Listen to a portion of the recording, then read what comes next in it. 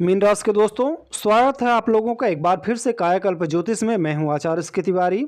लेकर आए हैं साल 2026 का वैदिक राशिफल आपके लिए। जानेंगे कि साल 2026 में आपको कौन कौन सी सावधानियां रखनी होंगी, क्या उपाय कर सकते हैं और इस साल 2026 में क्या उन्नति आपके जीवन में होगी और किस चीज़ में आपको विशेष सावधानी रखनी होगी।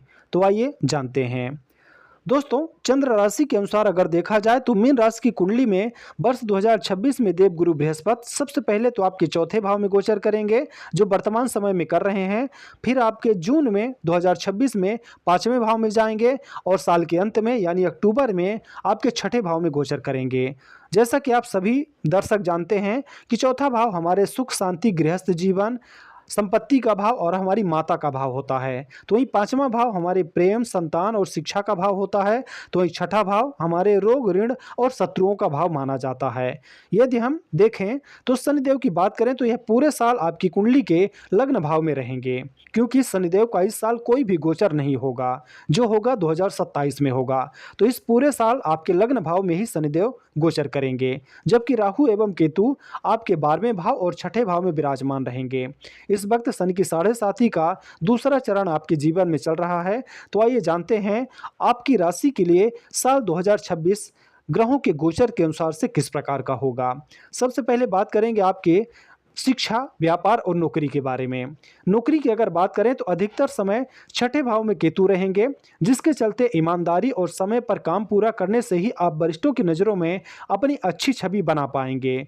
मई के अंत तक नौकरी के मामले में यदि आप कड़ी मेहनत करते हैं तो आने वाला समय गोल्डन पीरियड का समय रहेगा। देवगुरु बृहस्पति पंचम भाव में रहकर नौकरी की स्थिति को और मजबूत करेंगे और आपकी आय को बढ़ाएंगे। पदोन्नत की योग भी बनेंगे। यह वर्ष नौकरी के संबंध में नए रास्ते अपनाना आपके लिए बेहतर साबित होगा। कारोबार की बात करें तो लग्न में बैठे शनि की दृष्टि आपके दसम भाव अर्थात कर्म और सप्तम भाव अर्थात दाम्पत्य जीवन और कारोबारी भाव पर होने से थोड़ी सी मंदी आ सकती है। काम धीमा हो सकता है। मनचाहे परिणाम पाने के लिए आपको अधिक समय और अधिक कड़ी मेहनत करनी होगी। आपको किसी भी तरह का जोखिम लेने से बचना होगा। मई तक कड़ी मेहनत करेंगे तो जून से शानदार समय प्रारंभ होगा। आप अच्छी डील कर सकते हैं। जून से बृहस्पति आपका बेहतर साथ देने में सक्षम होगा।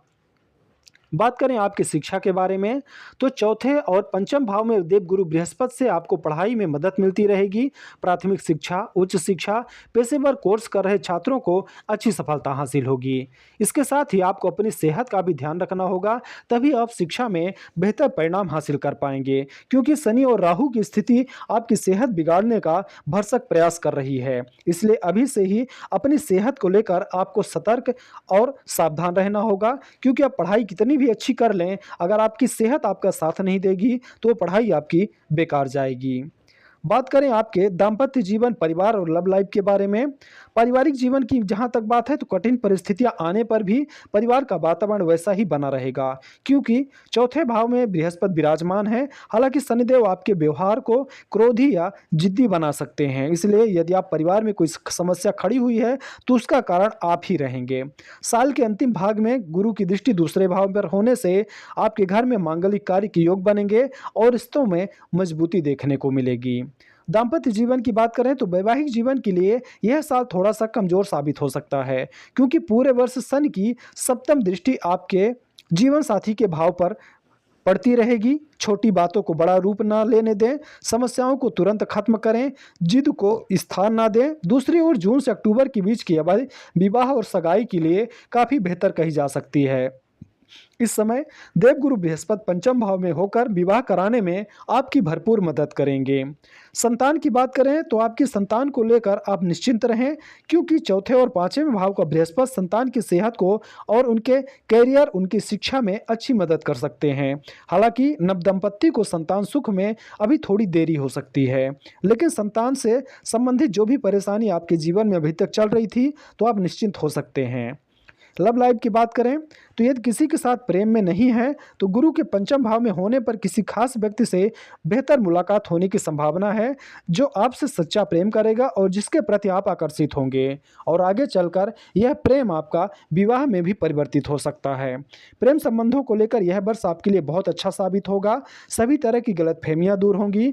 जून से अक्टूबर के बीच की अवधि विवाह में बंधने के लिए बहुत बेहतर कही जा सकती है।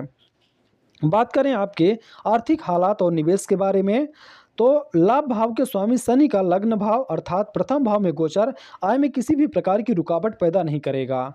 यानी शनिदेव आपको वैसे तो परेशानी दे सकते हैं, लेकिन धन से संबंधित दिक्कत नहीं देंगे।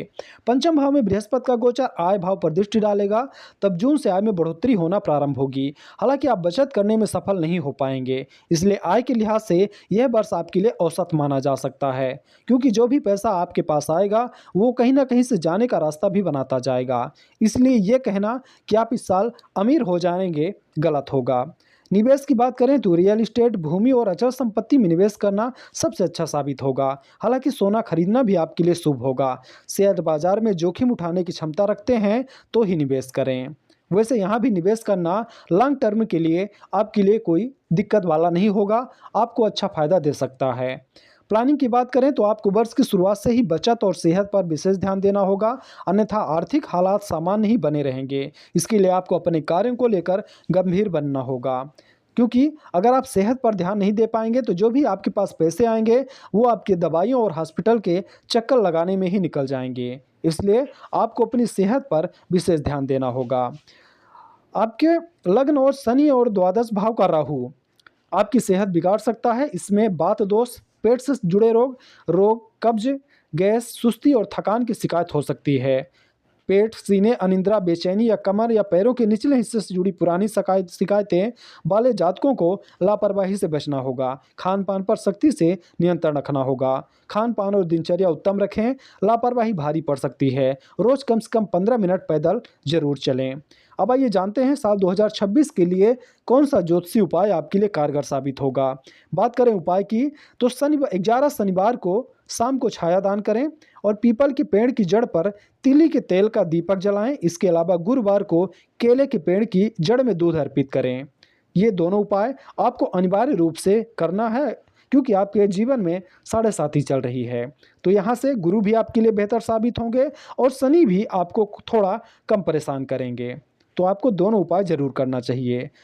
रत्न की बात करें तो वैसे आपकी राशि का रत्न पुखराज है, लेकिन आप ज्योतिषी की सलाह से मूंगा भी पहन सकते हैं और मोती भी धारण कर सकते हैं। अब आपकी लग्न कुंडली देखने के बाद ही समझ में आएगा कि आपको वर्तमान समय में कौन सा रत्न कितने रत्ती का पहनना चाहिए। आप हमसे भी इसके लिए संपर्क कर सकते हैं और उचित रत्न आप हमसे ले सकते हैं। धातु की बात करें तो आप अपने गले में सोना धारण कर सकते हैं। लकी नंबर आपका, वैसे आपका लकी नंबर 3 है, लेकिन इस साल आपके लिए 7 और 9 भी शुभ माने जा सकते हैं। अगर आपको कोई नया मोबाइल नंबर, गाड़ी नंबर, होटल नंबर कुछ भी लेना है तो आप 7-9 को भी महत्व दे सकते हैं। लकी कलर इस वर्ष आपका हरा, पीला, लाल और नारंगी रंग आपका लकी रंग है। आपको यह सलाह दी जाती है कि अधिकतर समय आप पीला वस्त्र ही पहने, जिससे देवगुरु बृहस्पति आपके ऊपर प्रसन्न हो। लकी मंत्र ओम ब्रीम बृहस्पते नमः और ओम नमो भगवते वासुदेवाय नमः। ये मंत्र आप किसी भी गुरुवार से प्रारंभ कर सकते हैं। लकी दिन आपका लकी बार गुरुवार है और आपको गुरुवार का ही उपवास करते रहना चाहिए। सावधानी, आपको क्रोध और जिद को छोड़कर जीवन साथी की भावना और उनकी सेहत का ध्यान रखना होगा। घर परिवार के प्रति जिम्मेदार बनना होगा। ये आपको इस पूरे साल में सावधानी रखनी होगी। तो ये था आपका राशिफल। ऐसे ही जानकारी इसी चैनल पर आपके लिए लेकर आते रहेंगे।